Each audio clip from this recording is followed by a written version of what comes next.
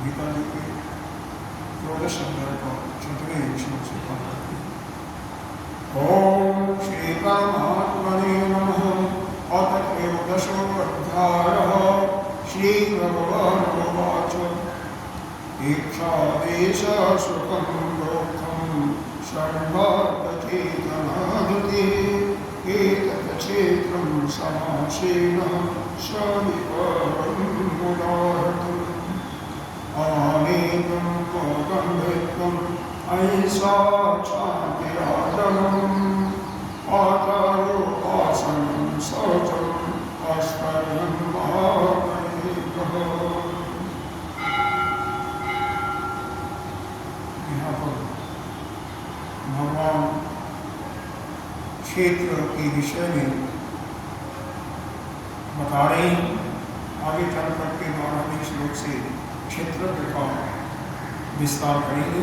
अभी तो सिर्फ इतना बता दिया, जो क्षेत्र को जानता है वही क्षेत्र है। यहाँ पर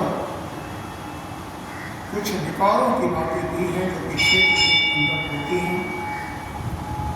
इसके पहले बता दिया गया था कि महाभूत, पंचमहाभूत यानी आकाश, वायु, अग्नि यानी अनल, आप, जल, ये 5 जो महाभूत हैं। अहंकार, बुद्धि यानी महत्त्व और अव्यक्त प्रकृति, और 10 इंद्रिय, 5 ज्ञानेंद्रिय, 5 कर्मेंद्रिय, एक मन जो पूरे अंतःकरण को रिप्रेजेंट करता है, और 5 इंद्रियों के विषय। यह मिलाकर के कुल 24 तत्व होते हैं, और इसी को हम 24 तत्वों वाला जो यह क्षेत्र है, शरीर है, इसको हम क्या करते हैं? क्षेत्र का मतलब खेती। जैसे खेती में किसान बीज बोता है, फसल पक जाती है, और फिर उस फसल को वो ला करके अपना सुख भोगता है।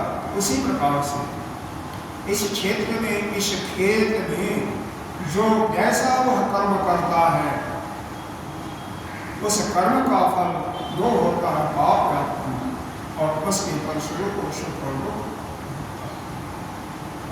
और यहाँ पर कुछ एक यह बताया गया कि इच्छा द्वेषा सुखम दुखम संघात चेतना। इच्छा सबका मूल कारण इच्छा ही है। मन के अंदर अंतःकरण में इच्छा प्रवृत्त होती है, क्योंकि पिछले जो कुछ हमने सुना है या देखा है या भोगा हुआ, तो देखे हुए, सुने हुए और भोगे हुए जो यह संसार के भोग वस्तु हैं, उन्हीं से कामनाएं यानी हमारी इच्छाएं, जिसके बारे में किसी से कुछ सुना नहीं, नेत्रों से अपने कुछ देखा नहीं, पहले भोगा भी नहीं, उसकी कभी कामना आपको हो ही नहीं सकती। लेकिन अगर एक बार भी भोग लिया है, उसका सुख अनुभव कर चुके हैं, या किसी से सुन करके आपके अंदर पक्का हो गया कि अनुभव मिल जाए, तो बहुत ही हमारे लिए उत्तम है। या स्वयं नेत्रों से किसी को भोगते देखे। जैसे एक हमारे व्यासपीठ पर विराजमान कृष्णद्वैपायन ऋषि, कृष्णद्वैपायन भगवान जो भगवान के 24 अवतारों में से आते हैं, या व्यास जी, उन्होंने एक पक्षी को, नर और मादा दोनों को अपने बच्चों के साथ क्रीड़ा करते हुए और आनंदमय होते हुए देखा। वहीं पर उनके मन के अंदर इच्छा इच्छा आ जाती है कि यह जीवन इतना सुंदर है, यदि मेरे भी कोई बच्चा होता, संतान होता, तो मैं भी उसी प्रकार से आनंद में होता, सुखी होता। और अंत में वह शादी भी होती है, उनकी शादी करते हैं किसी अवसर के साथ और सुपत्ति होगा। तो ये देख करके हमारे अंदर एक इच्छा आ जाती है, इसी को कहते हैं इच्छा। जो पहले से या तो हमारे अंदर वो भाव पड़ा हुआ है, भोगने का समय हुआ देखेगा, या वर्तमान समय में किसी वास्तव में क्या होता है, यहाँ पर हम पास यानी बीती हुए समय से ही हम कुछ सीखते हैं, वहीं से हमें कामना उत्पन्न होती है। और पीछे जो कुछ देखा हुआ अभी तुरंत नहीं देखा हुआ, एक क्षण भी पहले देखा तो पहले बीत गया, भूतकाल हो गया। तो भूतकाल में जो आपके अंदर कर्म किया, देखा, सुना, जब उससे कामना करती। वर्तमान समय में क्या है, उसके लिए कर्म कर रहे हो, उसके लिए भोग के लिए अपना परिश्रम कर रहे हो। और भविष्य में क्या होगा, उसका नष्ट होगा, नष्ट एक होगा। एक बार इच्छा उत्पन्न हुई, फिर एक बार वर्तमान समय में उसको प्राप्त करने के लिए, शासक प्राप्त करने के लिए कर्म किया, उसको प्राप्त किया, सुखी या दुखी हुए, और बाद में भविष्य को नष्ट करने कहेगा नहीं, क्योंकि संसार में जो कुछ पैदा होता है वह नष्ट ही होता है, उसका विनाश निश्चित। तो इस इच्छा के कारण ही अगर आप कर्म कर रहे हो, किसी चीज को प्राप्त करने की आपकी तीव्र इच्छा होगी, किसी ने बाधा पहुंचाया तो उसके प्रति क्या होगा, देश होगा, और वो मिल गया, वस्तु प्राप्त हो गई, तो उसको होगा तो आपको सुख की अनुभूति। और बिछुड़ गया तो वैसे आजकल शादी होती है, और शादी होने के साथ 2 साल के बाद तलाक होती है, हो जाता है, तो क्या हो जाता है, दुख की अनुभूति होती है। संघात चेतना, संघात चेतना, संघात कहते हैं यह जो इंद्रिय और कर्ण, कर्ण कहते हैं, कर्ण ही इंद्रिय को कहते हैं, और यह कार्य शरीर, तो शरीर और इंद्रियों का यह संघात जो है, इसी को हम कहते हैं संघात। इनका समूह जो है, शरीर और इंद्रियों का समूह, इसी को कहते हैं संघात। चेतना वह चैतन्यता है जिसके कारण से वह चैतन्य शक्ति इनके अंदर, बुद्धि के अंदर, मन के अंदर, इंद्रियों के अंदर आकर के आगे विषयों का अनुभव कराती है, उसी को कहते हैं चैतन्य शक्ति। इस यानी एक मन की यहाँ पर अनुभूति ही दिया, क्योंकि जीव है यानी चिदाभास है, कभी जाकर के यह चैतन्यता शक्ति आती है, नहीं धृति। धृति का मतलब क्या हुआ, यहाँ पर धृति का मतलब होता है क्षण। एतत् क्षेत्रम समासेन, इसी को मिला करके सबको क्या कहते हैं, क्षेत्र कहते हैं। सविकारम उदाहरण, इन सभी विकारों के साथ हम संक्षेप में तुम्हें सुना रहा हूँ। तो यह जो विकार गिनाए गए हैं, इच्छा, द्वेष, दुख और यह करण यानी इंद्रिय और शरीर का जो संघात है, और इसको मिला करके यह विकार जो बताया गया, ये क्षेत्र के विकार हैं, और उसको संक्षेप में भगवान यहाँ पर कह रहे हैं कि हे अर्जुन, उनको मैं संक्षेप में सुना। किसी भी विषय का विवेचन 2 प्रकार से होता है, एक समास वृत्ति से जिसमें सूत्र में संक्षेप में कहा जाता है, और दूसरा व्यास पद्धति से जहाँ पर उसका विस्तार किया जाता है। तो यहाँ पर समास पद्धति से भगवान ने। अब इसके बाद यहाँ पर भगवान ने 20 साधक के अंदर ये 20 गुण होने चाहिए ऐसा यहाँ पर बताया है।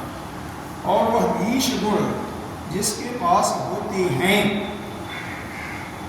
यह बताया कि वही जो है इन 20 गुणों को धारण करके उसके अंदर यह योग्यता आ जाती है, इसलिए कि वह क्षेत्रज्ञ को समझ सके। क्षेत्रज्ञ को जानने के लिए यह 20 गुणों का आना आवश्यक है।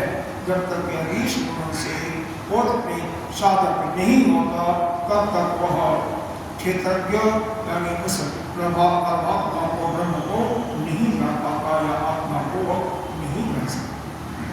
क्षेत्रज्ञ दो चीजें, एक तो यहाँ पर बताया है जीव ही क्षेत्रज्ञ है, लेकिन सभी जीवों के अंदर एक ही क्षेत्र, अलग नहीं है, या आत्मा के रूप में एक ही है।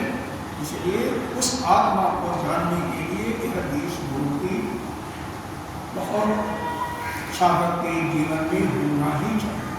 ये 5 श्लोकों में बताया गया, 7वें से 11 तक, और 12वें से भगवान क्षेत्रज्ञ के बारे में बताएंगे। तो अभी यहाँ पर हम इसके बारे में चलते हैं।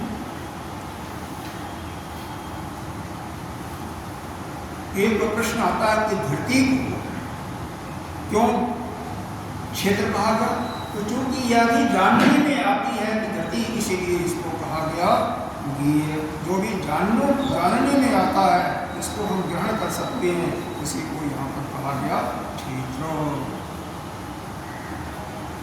और आइए ये 20 गुण यहाँ पर बताए गए हैं, यही जगह भगवान ने निरूपण किया है। भागवत में, श्रीमद् भागवत के अंदर जम नियम के रूप में 10 गुण जम में बताए हैं, यम में, और 10 गुण नियम में। पातंजलि की योग दर्शन में 5 गुण बताए, और आदि गुरु शंकराचार्य सब वेदांत सिद्धांत सार संग्रह में 18 गुणों का विवेचन किया, आपस में मिलता जुलता ही है। इसमें एक विशेष बात है, आदि गुरु शंकराचार्य ने ब्रह्मचर्य पर विशेष कर दिया है। ब्रह्मचर्य के विषय में थोड़ा सा हम चिंतन कर लेते हैं, बाकी तो मिलता जुलता ही है, लगभग समान ही है। और पातंजलि जी ने भी ब्रह्मचर्य पर चर्चा किया है, श्रीमद् भागवत के अंदर भी ब्रह्मचर्य को माना। कारण क्या है? यहाँ पर ब्रह्मचर्य की बात नहीं रही है, इसीलिए यहाँ पर इसको हम सबसे पहले ले रहे हैं, और नहीं आते हैं यहाँ पर, इसके अंदर नहीं आते। बिना ब्रह्मचर्य के, ब्रह्मचर्य से हमारी शक्ति क्षीण होती है। जो भी ऋषि मुनि हुए हैं, महान हुए हैं, ब्रह्मचर्य का पालन करते हैं, क्योंकि ब्रह्मचर्य का पालन करने से शक्ति इकट्ठा होती है, और जिसके पास शक्ति होगा, बल होगा, वही ध्यान में बैठ सकता है, वही ध्यान कर सकता है। जिसके पास शक्ति ही नहीं होगी, पैर दर्द कर रहा, घुटने दर्द कर रहे हैं, कमर दर्द कर रही है, सिर दर्द कर रहा हो, क्या बैठे? क्योंकि ब्रह्मचर्य से बल का ह्रास होता है, शक्ति क्षीण होती है, इसीलिए ब्रह्मचर्य पर विशेष ध्यान दिया गया है। तो आगे गुरु शंकराचार्य ने क्या कहा? 8 प्रकार के मैत्रों की क्रिया बताया है। अश्मरणम दर्शनम स्त्रीणम, अश्मरणम दर्शनम स्त्रीणम, गुण कर्म अनुकीर्तन, यानी किसी स्त्री का स्मरण करना, एक बार करने से कुछ नहीं होता, बार उसका देखना, मन में देखने की चाह, उसके गुणों का और उसके द्वारा किए हुए कर्मों का चिंतन करना। समाचीनस्य धीतै, उसके सुंदरता का वर्णन करना। बड़ी एक सुंदरता के विषय में थोड़ा सा मैं बताता हूँ। जिसको जो प्रिय होता है वही सुंदर लगता है, अब अष्टावक्र महाराज 8 जगह से टेढ़े थे, लेकिन उनकी माता को वो बहुत प्रिय थे।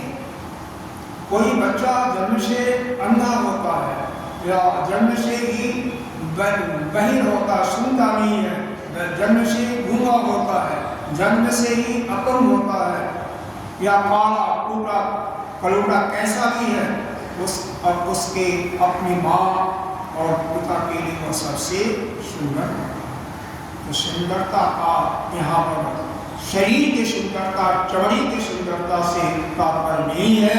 जिसमें मन बन गया वही सुंदर है। तो सुंदरता का भी, सुंदरता की गुणों का भी बखान नहीं करना, उसको भी, उस पर भी चिंतन नहीं। देखो यह बहुत विचित्र बात है। यह शरीर कैसा है इसको देखो, इसके अंदर कुछ भी आप खाइए मन निकलेगा, सभी को मालूम है। आपके जनेंद्रिय से यूरिन पास होगा ही होगा, बेल निकलेगा ही, और क्या होगा, शरीर में अरबों आपके रोए होंगे, करोड़ों रोए। उन रोगों से क्या होता है, पसीना निकलता है, नहीं निकलता है। आंख से भी जब सो जाते हैं, थोड़ी सी गड़बड़ी होगी तो आंख से मन निकलता है, रोने से भी बाद में मन निकलता है, कानों से मन निकलता है, नासिका से मन निकलता है, क्योंकि फेफड़े में कफ होता ही होता है। सभी को नहीं, लेकिन फिर भी 3 प्रकार के लोग होते हैं, कफ या वात या पित्त प्रकृति के। कफ प्रकृति वालों को कफ ज्यादा होता है, पित्त प्रकृति वालों को पीला पीला निकलता है, जैसे क्योंकि क्रोध ज्यादा होता है। इस प्रकार से दबाव वालों को शरीर में दर्द होता है, चाहे वो घुटने खराब हो, चाहे वो कमर का दर्द हो, चाहे जोड़ों में दर्द हो, या बात वालों को विशेष बात प्रकृति के। ये 3 प्रकार के लोग होते हैं, मिला जुला भी होता है, लेकिन विशेष करके 3। और ये देखिए यहाँ पर वर्णन चल रहा है सुंदरता। तो बाहर से आप देख रहे हैं, अंदर से भी देखिए ना। रस 7 धातुएं हैं, रक्त, मांस, मज्जा, मेदा और अस्थि हड्डी। अगर थोड़ा सा यहाँ से काट दिया, काट के रख दो, तो दूसरे दिन आप बदबू आएगा, आप देख नहीं सकते, वहाँ से उसको फेंकना पड़ेगा। जैसे चूहा बन जाता है, दूसरे दिन से बदबू आना शुरू हो जाती है, बिना उसको साफ किए हुए आप बना नहीं सकते हैं। इसी पर एक छोटा सा दृष्टांत याद आ गया। एक कुएं में एक कुत्ता गया। पहले जमाने में गांव में एक ही या कुआं होता था, बहुत ज्यादा कुआं नहीं होता था। पानी का और पीने का कोई और स्रोत नहीं होता था, या कहीं काला पोखरा है, नदी है, तो फिर वहाँ से लोग पानी लाते थे। नहीं तो एक कुआं होता था, उसे इसलिए लोग धीरे धीरे दो की व्यवस्था बहुत बाद में हुई, पहले एक ही होता था। कुएं में पानी को गिर गया, कुत्ता बदबू आने लगा 2 दिन के बाद, कैसे पानी पी। अब हर प्रकार के लोग आते हैं। एक कहता है, पंडित है, यज्ञ करो, पूजा करो, तो फिर साफ होगा पानी। किसी ने वो शक्तियाँ नहीं साफ हुआ। किसी ने कहा कि गंगा जल छोड़ो तो साफ होगा, तुलसी जल छोड़ो, पानी शुद्ध नहीं होता है। किसी ने कहा कि जब तक राधे राधे नहीं हुआ, वृंदावन का कोई भक्त था, तब तक कुछ नहीं होगा, तो राधे राधे भी लगे, जटे कीर्तन की। इस प्रकार से नाना प्रकार के किया वो करते हैं। कि बिना ज्ञान के तो कुछ होता नहीं। किसी समय एक संत आते हैं तो उनसे सभी अपना पुकार करते हैं। अच्छा ये बताओ, वो कुएं में कुत्ता गिरा, उसको निकाला कि नहीं? उन्होंने कहा नहीं, निकाला नहीं। अरे लोग पानी तक निकाल के फेंक दिया, लेकिन फिर भी जो है पानी बदबू दिया था। तो उन्होंने कहा पहले कुत्ते को निकालो, फिर कुछ करने की जरूरत नहीं है, 2-3 दिन में पानी अपने आप साफ हो जाए। पानी जैसे कुत्ते को निकाल करके बाहर फेंका, 2-3 दिन के अंदर पानी। तो तात्पर्य है कि थोड़ा सा हमें बुद्धि की लगाने के लिए यह सब धारणा हम कर रहे हैं। हमारी बस इतना ही बुद्धि रखिए कि अगर हमारा यह ब्रह्मचर्य का पालन नहीं होगा, ब्रह्मचर्य खंडित होगा, तो हमारा शक्ति क्षीण होगा। और शरीर में देखते हुए इस प्रकार के माने ऊपर से चमड़ी प्लास्टर किया हो, क्या किया गया, जैसे दीवार पर पेंटिंग कर देते हैं। इस पेंटिंग को तोड़ो तो क्या होगा, तोड़ा खावा प्लास्टर दिखाई देगा, ये तो दिखाई देता है। वैसे ही यह शरीर बना हुआ ऊपर से यह चमड़ी का एक प्लास्टर कर दिया गया। चमड़ी गोरी है, सुंदर है, काला है, प्लास्टर अंदर तो मर रहा होगा ना।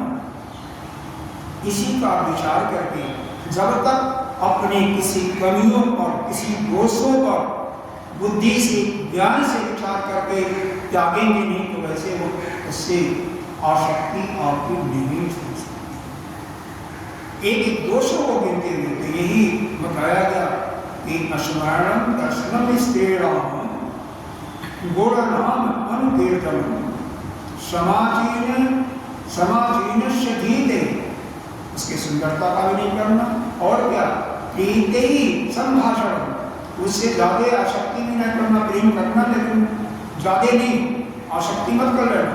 और संभाषण आपस में ज्यादा बातचीत भी नहीं करना, वो भी मैथुन का ये कारण है। फिर सहवास संसर्ग, एक साथ सोना भी, और संसर्ग अंत में मैथुन क्रिया तो ही है। तो अष्टधा मैथुनम लक्षण, यह मैथुन के यानी ब्रह्मचर्य के खंडित होने के 8 लक्षण हैं। जो इनका ठीक ठीक पालन करता है वही ब्रह्मचर्य हो सकता है। और पीछे में बुजुर्गों ने बताया था, अगर जवान लड़की है, चाहे बहन है, बेटी है, अकेले में उससे बात नहीं करनी चाहिए। आज का सिस्टम बिल्कुल उल्टा हो गया।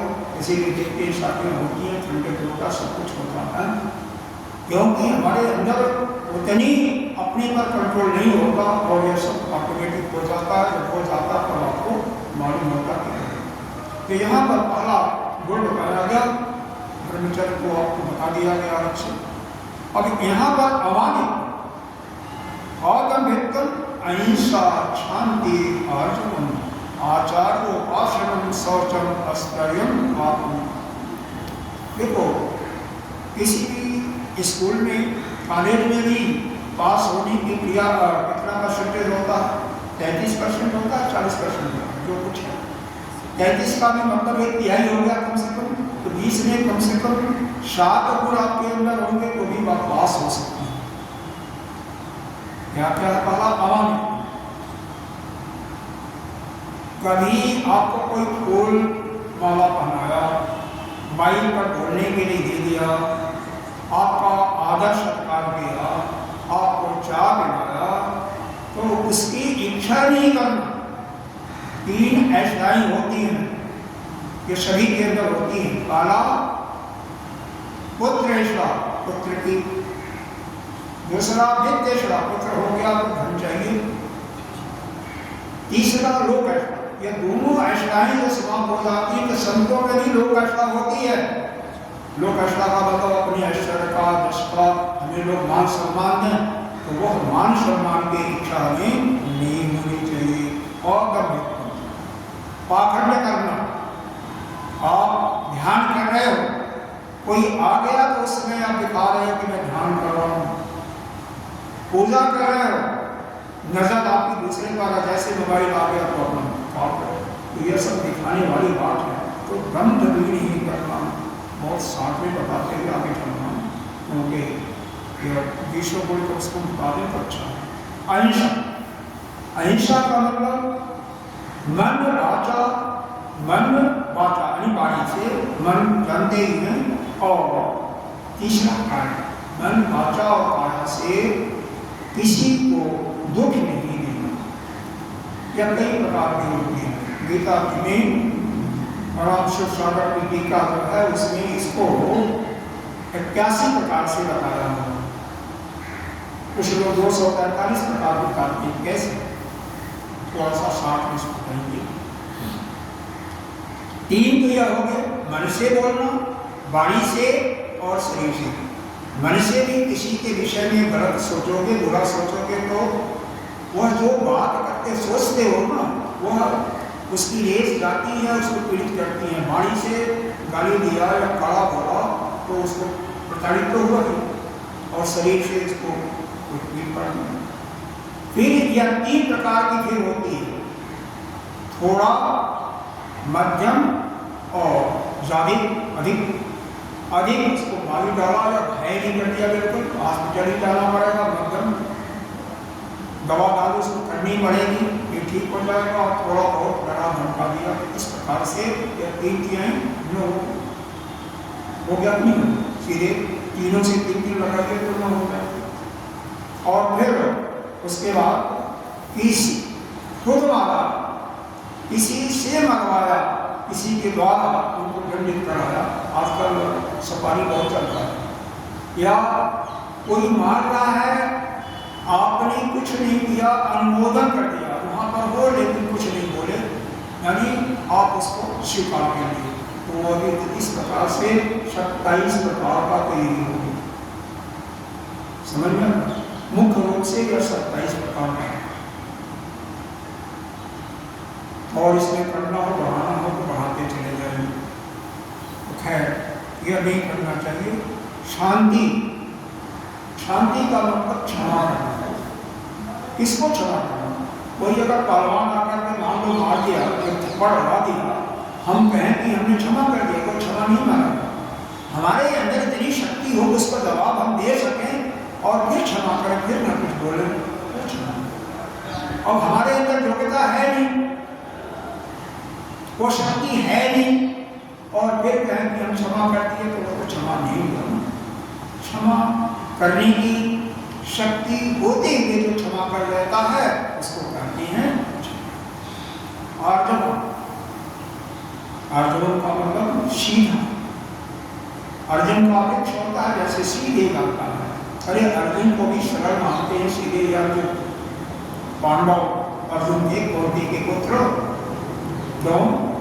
जो कुछ होता है ऐसे है, भगवान को सीधे सीधे कर देता है। दूसरे अध्याय में देखो, गीता में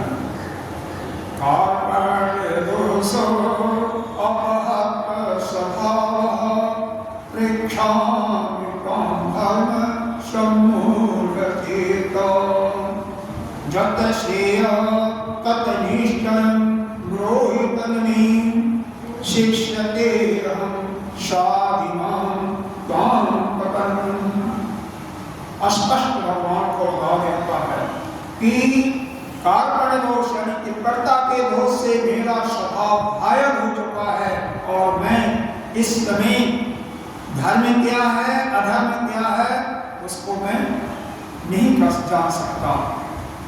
धर्म सम्मूढ़ता, मेरा चित्त भ्रमित हो गया है, वो यह नहीं समझ में आ रहा कि धर्म क्या है, धर्म क्या, अच्छा क्या है, बुरा क्या है। इसलिए मैं पूछ रहा हूँ, क्या यत् श्रेयम, जो मेरे लिए श्रेष्ठ हो, तद निश्चय, उसको आप ही निश्चित करो, और उसको मेरे को बताओ। क्यों बताओ भाई आपको?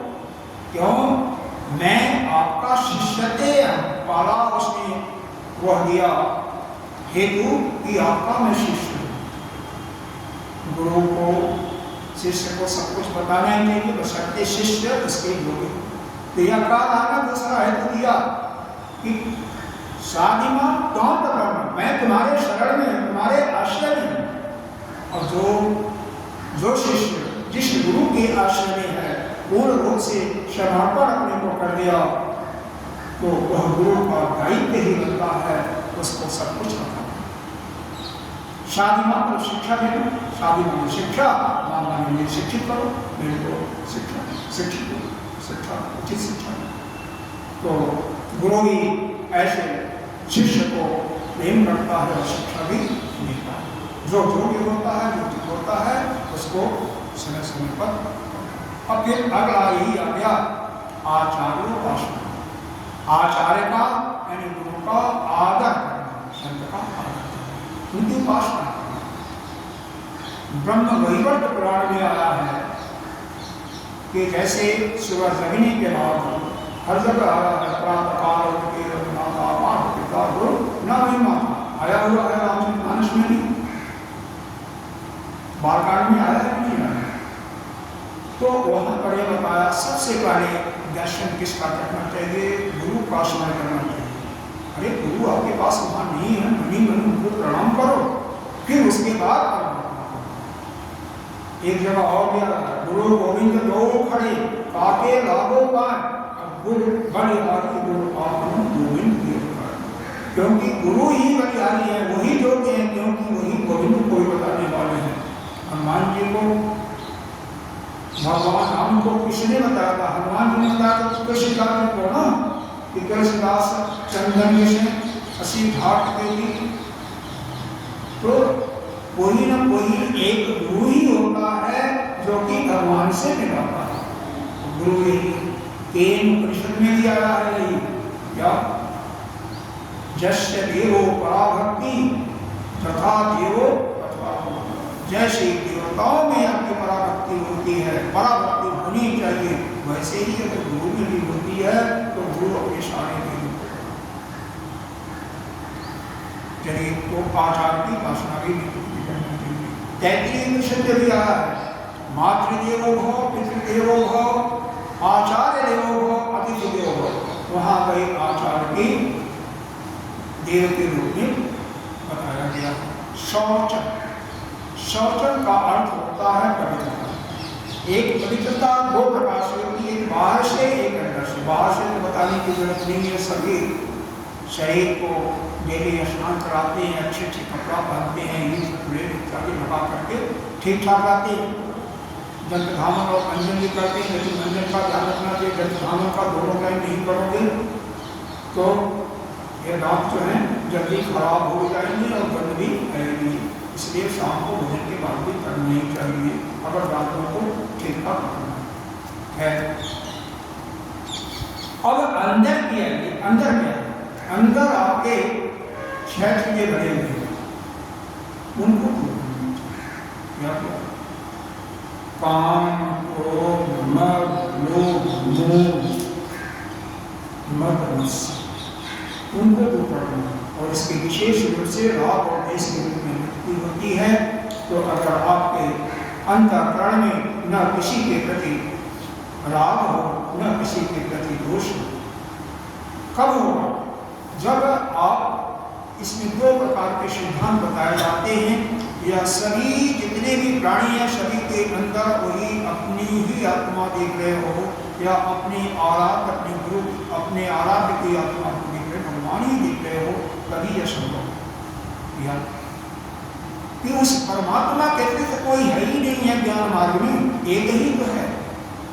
हम एक रास्ते, एक ही है, दूसरा कोई नहीं है, ऐसा भाव है। ज्ञान का मार्ग बिना उपनिषद का, गीता जी का प्रॉपर अध्ययन किए हुए बहुत मुश्किल है।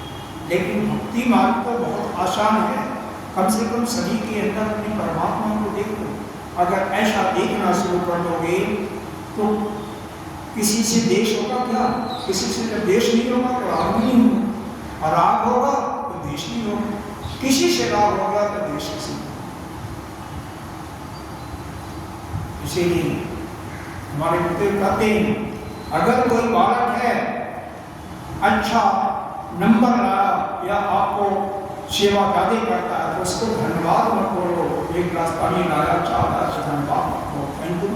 क्यों? किसी समय अगर आपने उसको धन्यवाद दे दिया तो गलती किया तो उसको दंड भी दोगे ना, गलत भी बोलोगे ना, तो देश आ जाएगा ना।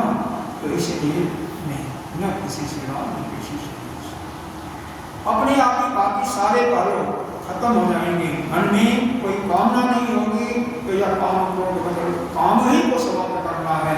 और काम का मूल क्या है? अविद्या।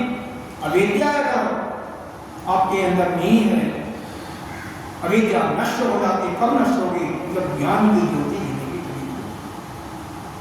और वह ज्ञान गुरुदेव के माध्यम से ही होगा, बशर्ते आपका अंतःकरण घनिष्ठ। तो वह ज्ञान का दीपक जब जल जाता है तो वह समाप्त हो जाता है ज्ञान। और जिसका ज्ञान समाप्त हो गया उसकी सारी कामनाएं भस्म, तो बाकी उसके सारे परिवार अपने आप ही तो इनको भी खत्म करना है। अस्थायी स्थिरता भी आनी चाहिए। आप कोई भी काम कर रहे हो तो उसमें स्थिरता से, कल बताया था कि पूरा तल्लीनता के साथ करना, स्थिरता। फिर बाद में एक और आया आत्मनिर्भर। अपने सभी इंद्रियों पर विजय प्राप्त करना।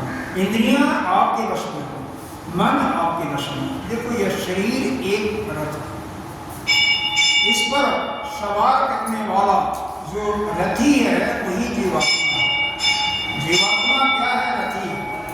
सारथी इसकी बुद्धि है और लगाम मन है। इंद्रियां क्या? घोड़े। रथ के वैसे 4 घोड़े होते हैं, लेकिन आपके तो 5 घोड़े हैं। शब्द स्पर्श ज्ञानी के रूप में श्रोत का विशेष बताया था। श्रोत है, त्वक है, नेत्र है, रचना इंद्रिय है, घ्राण इंद्रिय, ये घोड़े हैं। अगर इंद्रियां पर लगाम खींचा नहीं हो, मन के अधीन नहीं होगी, तो अपने आप विषयों में जाएंगी, तो मन भी भागा जाएगा पीछे पीछे। तो जब इंद्रियों के पीछे भागोगे तो आपके अंदर वह कामना की ललक आएगी, कामनाओं को भोगोगे और क्या होगा? बंधन होगा। इसलिए बुद्धि सारथी, अगर बुद्धि शुद्ध है, शुद्ध बुद्धि है, संस्कारित बुद्धि है, और साथ में मन को अपने काबू में की है, मन उसके अंदर है। देखो होता क्या है, कई बार हम हल्के में नहीं होते हैं। जैसे कोई गलती हो गई, अरे तो चलता है, यह चलता है। मान लो आप पार्टी में गए, कहीं शादी होती भी, रसगुल्ला खा लिया, डॉक्टर ने मना किया, कोई मना भी करता है, तो चलता है। यह हमारे की बुद्धि जो कहती है, मन को उसका ठीक गाना न मान करके, और आप यह आते हो जैसे झूठ बोलना, सत्य बोलना। इस शास्त्र में बताया गया है, सत्यम पर प्रियम पर, और झूठ के लिए निंदा की गई है। लेकिन कभी आया बोल दिया झूठ, तो क्या होता? अरे ये तो एक आदत से चलता है। ये चलता है ना, मन को कहीं भी ढीला मत छोड़ो। एक जगह अगर उस पर ढीला छोड़ दोगे, एक गलती पर उसको कोई दंड नहीं दोगे, तो बार बार गलती करेगा, और बार बार गलती करेगा, तो आप पछताएंगे नहीं। इसलिए इंद्रियों को अपने बस में रखना ही चाहिए। जैसे मान लीजिए कोई तंबाकू खाता है, विशेष करके बिहार पूर्वी यूपी वाले खाते हैं, या पान खाता है, तो मान लो उसने प्रण किया कि हम नहीं खाएंगे, लेकिन कभी कोई मिल गया दोस्त, अरे भाई इसमें क्या है, खा ले, हम लोग खा ले, यह तो चलता है। इस प्रकार से मन वहाँ पर चला रहा है। मन को वहाँ पर खेच करके हर समय जब रखोगे, प्रारंभिक स्टेज में जितने भी चोर डाकू बने हैं, पहली बार दूसरी बार चोरी किए हैं, किसी का सामान उठाए हैं, उस समय माता पिता उसको दंडित नहीं किए हैं, इसी कारण से वो गलत काम पर आए। प्रथम बार में ही, द्वितीय बार में ही उसको रोका था शक्ति से, तो फिर वह गलत काम करेंगे। इसके बाद ये अगला श्लोक क्या है? इंद्रियाधीश वैराग्यम अहंकारेव च जन्ममृत्यु जराव्याधि दुःखदोषं दशम। पहले में 9 हो गया, पीछे 9 हो गया, कर लीजिएगा। इंद्रियाधीश वैराग्यम, पीछे बता दिया गया कि आत्मनिग्रह, इंद्रियों का वर्णन। फिर यहाँ पर दोबारा इसमें बता रहे हैं कि पक्का कर लो, इंद्रियों में इंद्रियों के जो विषय है उनसे पूरा वैराग्य होना चाहिए। किसी प्रकार से इंद्रियां अपने विषय में न जाए और अहंकार से भी वैराग्य, अहंकार भी नहीं करना चाहिए। और सबसे जरूरी यह है कि नित्य प्रति शायन का सोने से पहले 10 मिनट बैठो और क्या चिंतन क्या करना कि बारंबार इस संसार में गर्भ में आना, जन्म मृत्यु, और जन्म में आए तो माँ के गर्भ में आकर के हम वहाँ पर विष्टा भी खाएंगे, उल्टा भी मुँह होता है, उसी विष्टे कचरे में हम सोएंगे भी। कितना बार होता है। माँ अगर तीखा खाती है, मसालेदार खाती है तो इससे भी होता है। और जब बुढ़ापा, कोई वृद्ध व्यक्ति के रोगों को देखो कि बुढ़ापा में क्या दुख होता है, और कब जब हाथ में डंडा लेकर के वह घर जाता है और घर बच्चे भी इसको दुष्कार करके करवा देते हैं। व्याधि, कोई रोग हो गया, कैसी व्याधि जो कि ठीक होने वाली नहीं है, इसको क्या कहते हैं, क्रोनिक डिजीज, असाध्य। कौन से होती आजकल असाध्य रोग तो आपका या शुगर है, हार्ट का है, या महात्मा जी को हुआ या भी अशांति है, तो ठीक होने वाले नहीं होते। और कई ऐसे रोग हैं जो कि असाध्य होते हैं। दुख दोष इनके द्वारा जो आपको दुख होता है उसका नित्य प्रति चिंतन कि हम इस संसार में आए अगर हम अपने को जानेंगे नहीं, अपने स्वरूप में स्थित होने का कार्य नहीं करेंगे, उस रास्ते पर नहीं चलेंगे तो हमें संसार में आना पड़ेगा। अपने जन्म, मेरा जन्म हुआ तो मृत्यु तो होगी। जश्य ध्रुवो मृत्यु ध्रुवो जन्म तस्य, पिताजी ने जिसने जन्म बताया, जिसका मृत्यु है जन्म होगा तो मृत्यु होगा। यहाँ तक कि ज्ञान जो उत्पन्न होता है या ज्ञान जो सीख रहे हो तो सुना जाता है, यदि ज्ञान एक समय समाप्त हो जाए, इसीलिए बारंबार स्मरण करना। तो जन्म में हमारा होगा तो जन्म में हम माँ के घर में कैसा कैसा कष्ट सहते हैं, मृत्यु होगी तो कितना कष्ट होगा। एक जगह लिखा हुआ है, सब बताते हैं कि 100 भिक्षुओं के दंड के बराबर जन्म के समय दंड होता है। एक साथ मारते हैं, भिक्षु जानते हो, और 1000 भिक्षु का दंड मरने के समय होता। प्राण जब आसानी से नहीं निकलता, खींचता है उसके लिए तो कष्ट होता है। फिर गर्भ में क्या कष्ट होता बता दिया गया। बुढ़ापे में क्या कष्ट होता है, लोगों से टोने के साथ लोगों से क्या दुख होता है, उनके दोषों को नित्य प्रति चिंतन करो और उससे इस शरीर से वैराग्य होगा। और शरीर से वैराग्य होने के बाद आप इस संसार की भोग वस्तुओं से पूर्ण वैराग्य करके भगवान का चिंतन या ज्ञान को प्राप्त करके किया गया। आशक्ति के समझ में आ रहा है और विशेषण और विस्तार करने की जरूरत है। ठीक, आवाज आवाज आशक्ति अनुविशंकम पत्तदारा विहारेषु नित्यं च समाचेत इष्टा अनिष्टो उपपत्तिषु।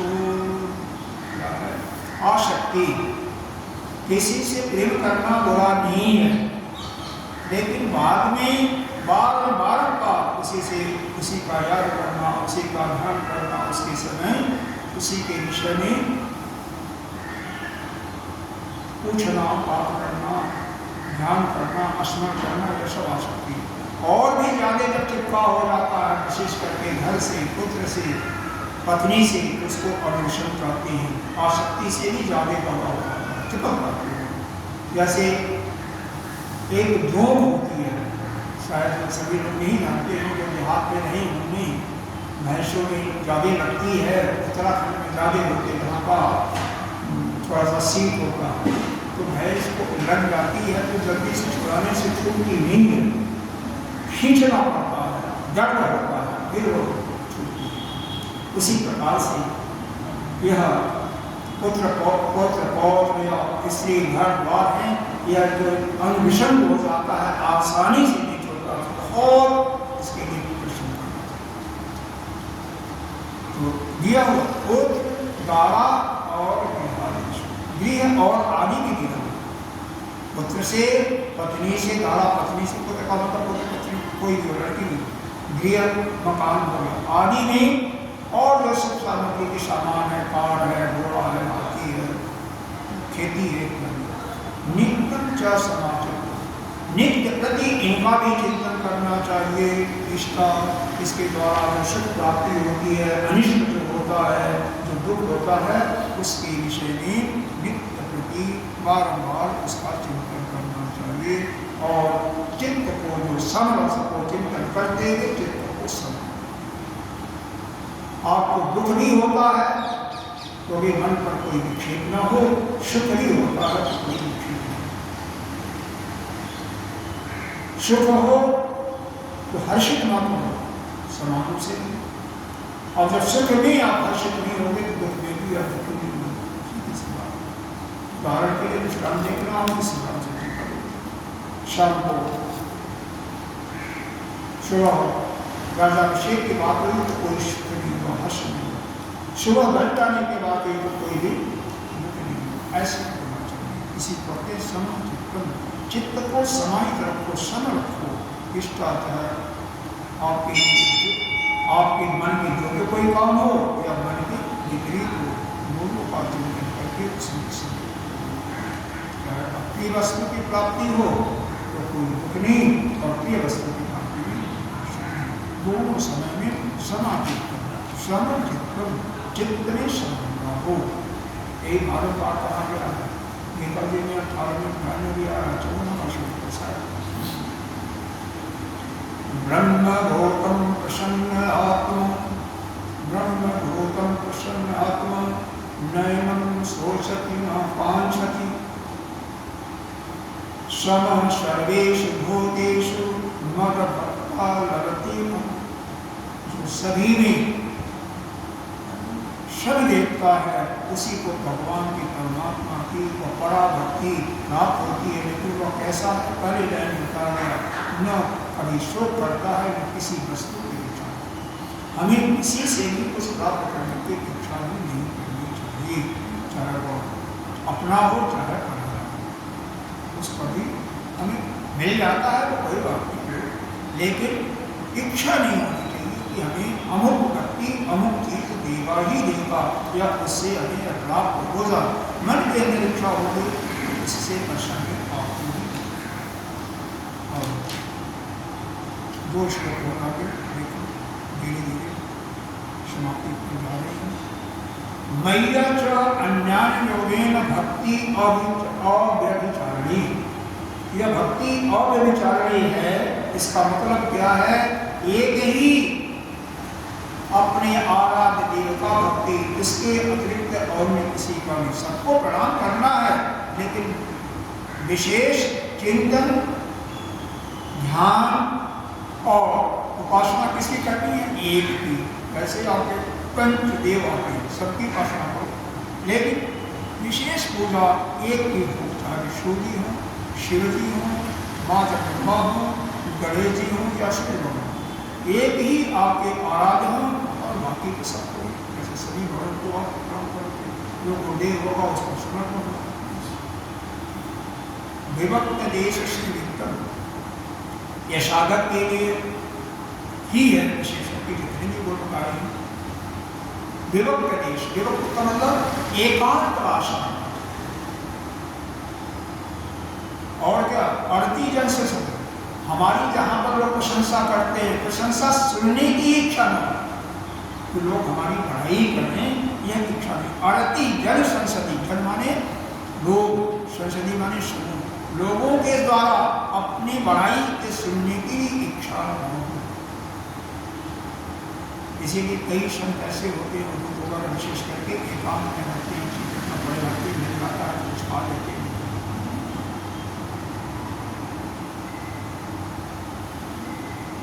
किसी से कुछ नहीं, कोई इच्छा नहीं। अरे परमात्मा, हाँ लेकिन यह है कि खाली मत बैठो। आजकल क्या होता है कि हम एकांत में तो रहते हैं और वहाँ पर मोबाइल देख रहे हैं तो एकांत में नहीं, टीवी देख रहे हैं तो एकांत में नहीं। मतलब संसार को में ले जाने वाले कोई भी उपकरण है तो उससे नहीं हट करके वो अगर साथ रहेगा तो कहाँ संसार में जाओगे। अगर मोबाइल आपके साथ में है तो आप साथ में है, लेकिन अगर देख नहीं रहे बात आ रहा, लेकिन ऐसा कैसा रहेगा तो जरूर देखोगे। तो उसी में जा रहे हो तो फिर तो आप क्या होगा, फिर तो संसार में ही होगा। चाहे अकेले रहो तो अकेले रहो, कोई फर्क नहीं पड़ता। इसलिए बिल्कुल केवल आप भगवान के भजन में, भगवान के चिंतन में, भगवान का ही स्वाध्याय में, भगवान का ही के लीलाओं का सभी को सुनाओ, ज्ञान की बातें सुनो और सुनाओ, बस उसी में बस यही है। और अपनी भी बड़ाई जश सुनने की इच्छा है। आजकल क्या होता है, अगर कोई 10,000 रुपया दिया, 5,000 दिया तो पत्थरों में लिखवा देता, तुमने लिखवा देता नहीं है। कोई कमरा बनवा लिखवा दिया आश्रम में, कोई प्याऊ बनवाया वहाँ लिखवा देता। तो वह तो उसका 10 तो चढ़ा गया ना, 10 आदमी 100 आदमी 1000 आदमी ने देखा तो उसका पुण्य तो समाप्त हो गया। इसीलिए कोई भी पुण्य कार्य करो तो उसको किसी से मत कहो, स्वयं भी मत कहो, क्योंकि उससे इस पुण्य का क्षीण होता है। और पाप करो तो सबसे कहो तो आपका पाप भी लोग ले जाएंगे, आप पाप से भी बड़ी हो जाओगे। बहुत सुंदर, एक ही सुंदर समाज। लेकिन हम क्या करते हैं, हम कोई गलत काम हो जाता है चाहे भूल करके भी उसको छिपाते हैं, और थोड़ा अच्छा काम हो जाए तो हम सबको बांट देते हैं। तो अच्छा बांट देते हैं, अपना जो पुण्य था उसको तो समाप्त कर दिया, और जो गलत था उसको इकट्ठा करके संचय कर लेते हैं। अंतिम श्लोक है, अंतिम श्लोक कल समय हो गया आचार्य जी का विशेष है कि समय से समाप्त